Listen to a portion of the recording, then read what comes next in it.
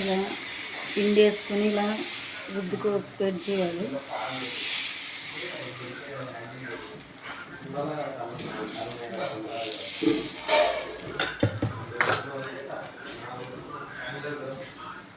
దీనిపైన ఎగ్ వేసుకోవాలి.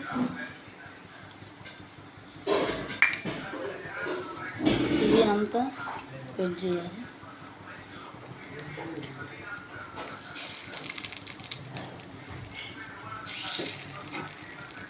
ఇది బాగా కాల్చుకోవాలి.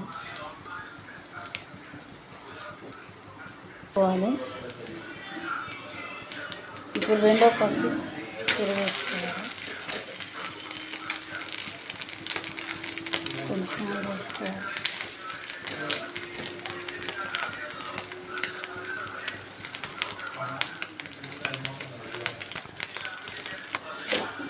తిరిగేసుకొని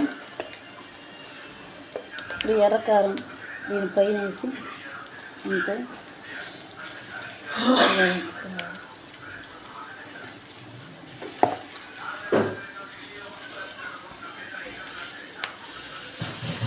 దోశ రెడీ.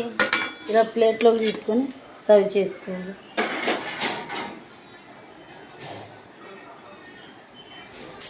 వేడి వేడి ఎగ్ దోశ రెడీ.